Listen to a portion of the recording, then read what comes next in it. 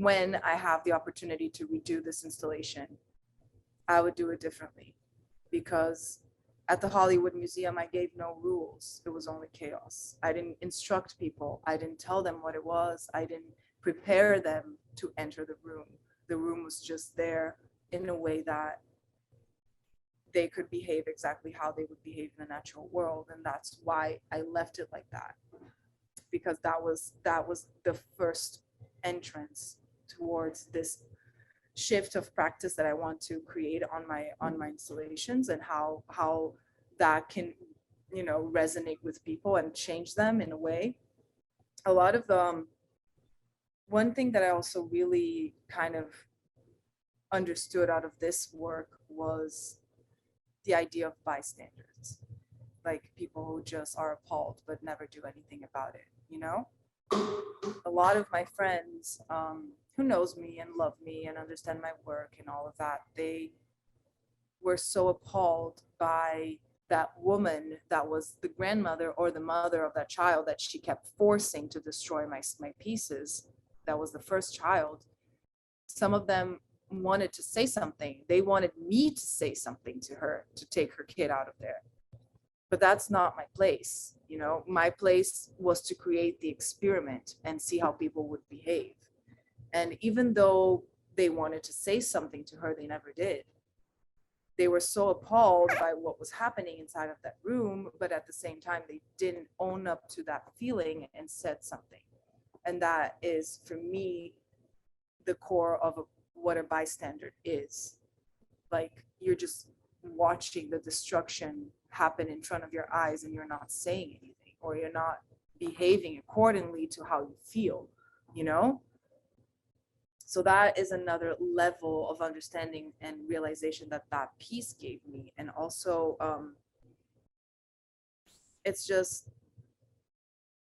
was just absolutely sad to see how, even though, like, most of my friends obviously treaded lightly inside of the room, but some of my friends, they even knew the idea, the everything, how long it took me to make this work. And I don't even, that's something that I don't talk about very much. And you can, you know, I don't talk about the time frame that it took to make the work or how dedicated the work was. I talk about what happened in that moment where the work was open for interaction.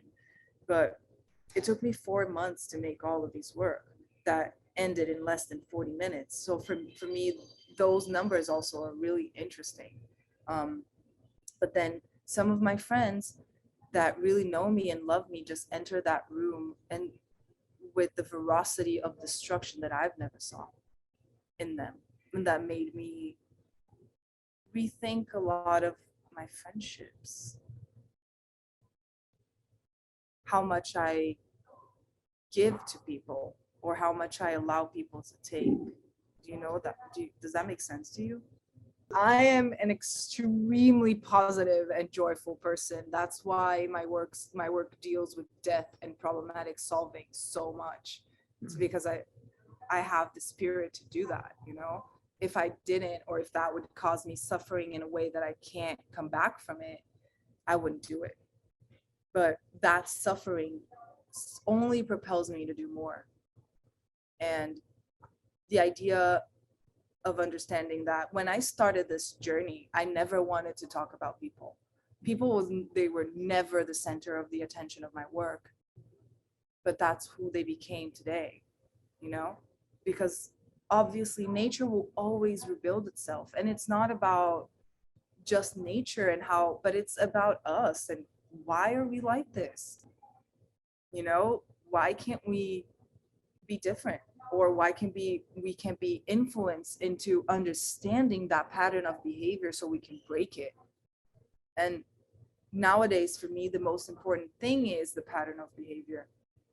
Obviously, I'm obsessed with the ocean, and I'm obsessed with the absolutely defined feeling which it is to be involved in the ocean and seeing the coral reefs.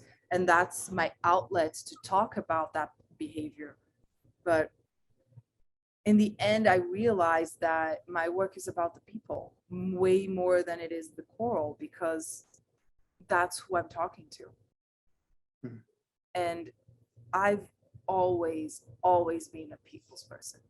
I am absolutely social. I always had a bunch of friends. I always were involved in communities. Like, I am a people's person. And that also propels me to want to work even farther and even more to change that pattern. So it's not, obviously I suffer and I feel like appalled by what happened in my show, but I already know what I want to do next, because one work leads you to the other, and that's why I do it.